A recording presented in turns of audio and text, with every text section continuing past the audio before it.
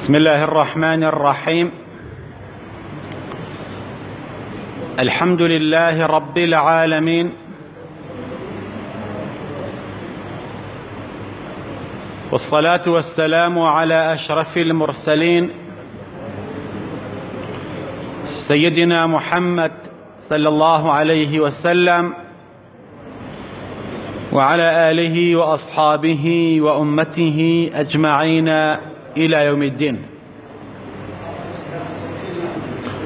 السلام عليكم ورحمة الله.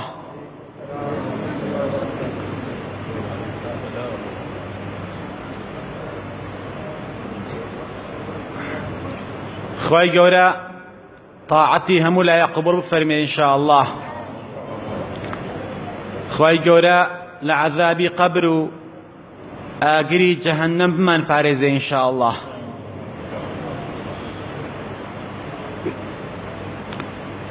أخطر موقف، ترسناکترین کات، ترسناکترین موقف کە ئینسان لە ژیانیدا بەسەریدا تێدەپەڕێت و ئەیبینێت، ئەویش کاتی مردنە، کاتی گیانکێشانە، کاتێ مەلەک المەوت ئەبینێت. ئەو کاتەی ئەو فریشتەی گیانکێشان دێت، گیانمان دەکێشێت و دەسەڵاتمان نییە و ئاگامان لێیە چۆن ڕۆحمان لە جەستەمان جیا ئەبێتەوە. لا يرى ملك الموت إلا المتوفى.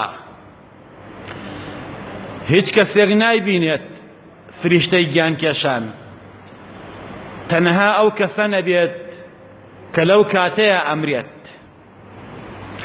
لەو کاتەیە خەریکە دنیا بەجێ دێڵێت. دانیشتووە لە ناو ماڵ و مناڵیە، ئاو ئەخوا، چایی ئەخوا، قسە ئەکا، کتوپڕ ئێ بەلادا و ئەمرێ.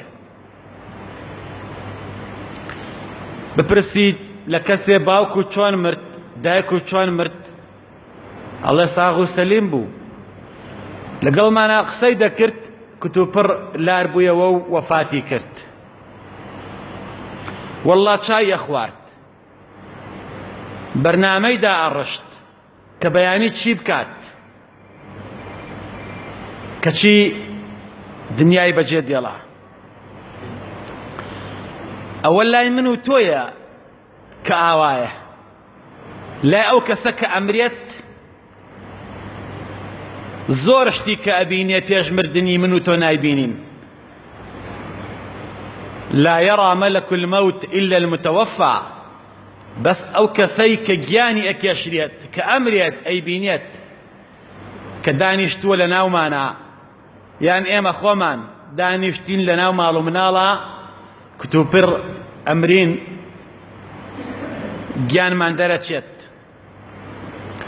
کاتێ فریشتەی گیانکێشان دێتە ژوورۆ لە دەرگاکە، ئەو کەسەی کە بەتەمایە لەو کاتەیە گیانی بکێشێت بمرێت، ئیتر دایکمانە، باوکمانە، کوڕمانە، کچمانە، برامانە، خوشکمانە، هەر کەسێک بێت، ئەیەوێ بڵێت ئەرێ ئێوە ئەو کەسە ئەبینن هاتە ژوورەوە، ئەیەوێ قسە بکات، ئەیەوێ بڵێ ئەوە ئەو شتەی من ئەیبینم ئێوەش ئەیبینن، ئەیەوێ قسە بکا، نایەڵێ قسە بکا.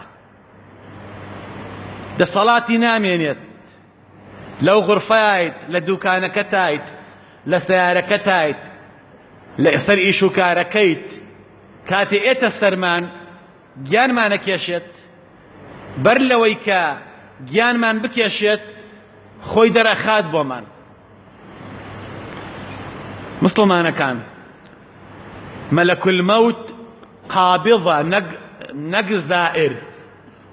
ئاخر ئینسان یا مەلائکە دوو بەشە، مەلائکە دوو بەشە، یا زائرە زیارەتمانە کە سەردانمان نەکاوەکو لمجالس ذكر وشواني قدر ومجالس علم فريشتە دەورەمان ئەدا بە گوێرەی فرمودەی پێغەمبەر صلى الله عليه وسلم یان فریشتەی وا هەیە قابضە واتە لە هەموو توولی حیاتی ئێمەدا یەکجار ئێ بۆ لامان ئەویش ئێت گیانمانەکێشێت. بۆیە داود عليه الصلاة والسلام دانیشت بوو لە محرابەکەیە فریشتەی گیانکێشان هاتە لای کە هاتە لای ناسی فەرمووی ئەقابض ئەنتە ئەم زائریامە لەکە المەوت ئەرێ هاتووی سەردانم بکەیت یا هاتووی قەبضی ڕوحم بکەیت گیانم بکێشی بە فەرمانی خوا ئەی فریشتەی گیانکێشان. فریشتەی گیانکێشانیش وتی ئەی داود من عادەتم وایە زیارەتی کەس ناکەم تەنها لە تەمەن تا یەکجار ئێم بۆ لاو ئەویش ئێسەیە هاتووم گیان و بکێشم. ئەی وتی کاکە تۆ ئەبوایە بەر لەوەی دوو سێ ڕۆژ خەبەرێک و پێ بدایم کە من ئەمرم با خۆم حازر بکردایە. ئەویش فەرمووی ئەی چۆن خۆ خەبەر و پێگەشتووە؟ وتی چۆن؟ وتی ئەی پێرەکە دراوسێکە و نەمرد، ئەی دوێنێ کە فڵانە کەسی خزم و نەمرد، ئەی ئەمە هەمووی ئاگادارکردنەوە نییە بۆ تۆ؟ ئەی ئەمە چییە؟ گیانی داودی کێشا و داود وەفاتی کرد. المهم مسلمانەکان فریشتەی گیانکێشان هیچ کەسێک نایبینێت ئیلا ئەو کەسە نەبێت کە هاتووە بیمرێنێ بە فەرمانی خوا گیانی بکێشێت. ئەو کەسانەی کە فریشتەی گیانکێشان گیانیانەکێشێت بە فەرمانی خوا ئەمرن دوو بەشن. چەند بەشن؟ دوو بەشن. یا مسلمانێکی ملتەزیمی تاعەتکەر بۆ خوا دیندار لە خواترس چاک لەگەڵ مەخلوقات خێرخواز ئەهلی چاکە و میهرەبانی زمان پاک دەست پاک و چاوپاکە کاتێ ئەو فریشتەی گیانکێشانە هات یەئتیه عەلا شکل جەمیل لەسەر شکل و ڕوویەکی جوان ئێت بۆ لای وەڕائحە طەیبە بۆنێکی خۆشی هەیە بۆنێکی خۆش وەجلو بەرگێکی جوانی لەبەردایە وعەلەیه ثیاب جەمیلە. کاتێک کە ئێت خەریکە گیانیەکێشێ گیانی ئەو ئیماندارە پێی ئەڵێ من ئەنتە ئەوە تۆ کەیت ئەی ئەو کەسەی لا یوڕا ئیلا فی الخەیر ئەی ئەو کەسەی کە هەمیشە خێرت پێیە و دەم و چاوت نورانیە تۆ کەیت؟ فریشتەی گیانکێشانیش پێی ئەڵێ من مەلایکەی گیانکێشانم خوا منی خستووەتە سەر شکڵی کردەوە چاکەکانی تۆ ئەنە عەمەلوکە الصالح ئەنە جەلیسوکە حەتتا تەقومە الساعە من کردەوە چاکەکانی تۆم من لە قەبراوام لەگەڵتا هەتا قیامەت هەڵەسێت. بەر لەوەی من گیانت بکێشم گوێ بگرە برای مسلمان خوشکی مسلمان من ئێستا گیانت دەکێشم ڕۆحەکەت یەکسەر تەسلیمی دوو فریشتە دەکەم. ئەو فریشتانە کفنێکی بۆن خۆشیان پێیە و حەنووتێکی بۆن خۆشیان پێیە و کفنێکی سپیان پێیە و ڕۆحەکەت تەشیع جەنازە ئەکەن وەکو چۆن زیندوەکان جەستەکەت تەشیع جەنازە ئەکەن و ئەیبەن بۆ سەر قەبران ئەوا فریشتەکانیش ڕۆحەکەت ئەبەنەوە بۆ شوێنی خۆی کە ئاسمانە. ئاگات لێبێت کە گیانم کێشایت چوتە ناو قەبرەوە مەترسە دوو فریشتەیەن بۆ لات ناویان نەکیر و منکەرە. نەکیر کەس ناناسێ منکەر کەس نایناسێت. ئەوانە فریشتەی خوان دەسەڵاتیان نییە و هیچیان بەدەست نییە و لێیان مەترسە چوار پرسیارت لێ دەکەن چوار پرسیار. ئەمە هێشتا کابرای گیانی نەکێشراوە لە غەرغەرایە بەڵام مەلەکول مەوت دەبینێت.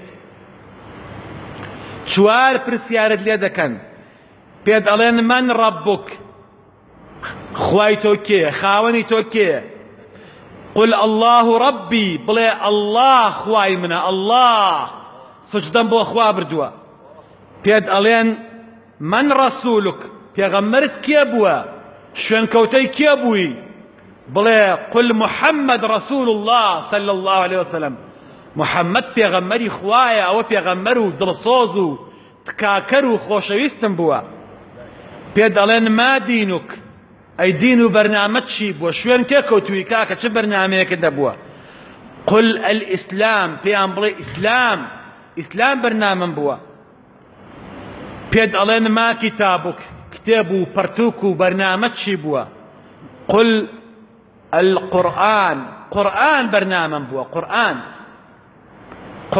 کتێبم بووە قورآن دەستوری ژیانم بووە هەر لە ژیاندا تەڵقینی ئەکرێ مسڵمانە و کەسەی گیان یەکێشن ئەمە قسەی خوایە قسەی من نییە قسەی کێیە قسەی رب العالمين قرآن أعوذ بالله من الشيطان الرجيم يثبت الله الذين آمنوا بالقول الثابت في الحياة الدنيا وفي الآخرة ويضل الله الظالمين ويفعل الله ما يشاء خوا فەرمێ هەر لە ژیانی دنیادا ئێمە ئەو کەسانە زمان ثابت ئەکەین بۆ ئەم چوار پرسیارەی ناوگۆڕ فریشتەکەمان پێڵێت يثبت الله الذين آمنوا بالقول الثابت قسە چەسپاوەکە قسە نەگۆڕەکە کامەیە قسەکە چوار پرسیارەکەیە چوار پرسیارە گرنگەکەی ناو قەبر کامەیە من ربك من نبيك ما دينك ما كتابك أمانة أجا أهل قبلة بين أجا مسلمان بين بلام إنساني خرابكار العياذ بالله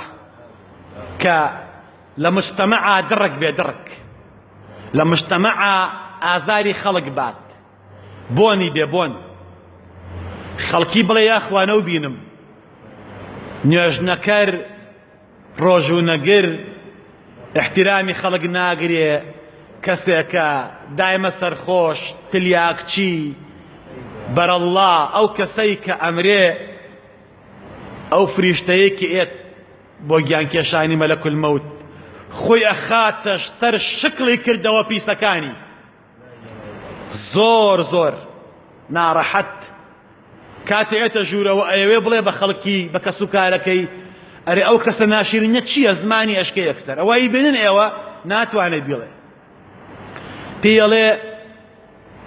من أنت الوجه الذي لا يرى إلا في الشر براستي تو دموچاوێکی شەڕانی پێوێ تۆ چی تۆ کەیت ئەویش پێیەڵێ من کردەوە خراپەکانتم من فریشتەی گیانکێشانم بەڵام لەسەر شێوەی کردەوە خراپەکانت أنا عملك السيء وأنا جليسك حتى تقوم الساعة ومن وام لقلتا لقبرك حتى قيامت هەڵەسێت ئاوا عەزابە درێت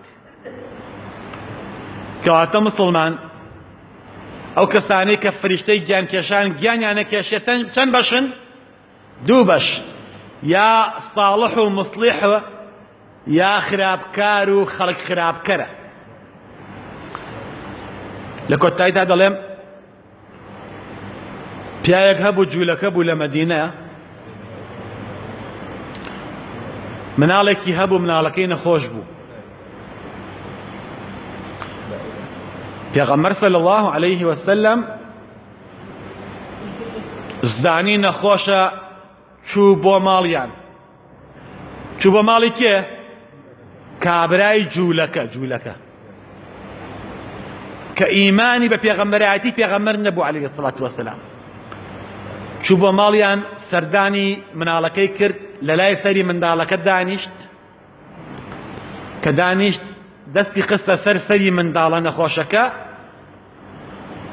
هەستی کرد زۆر گەرمە زۆر ناڕەحەتە لە خەریکی ئەوایە کە گیانی دەرچێ پێغەمبەر صلی الله عليه وسلم وتی مناڵە جوانەکە یەک جار بڵێ لا إله إلا الله محمد رسول الله بە ئیمانەوە بمرە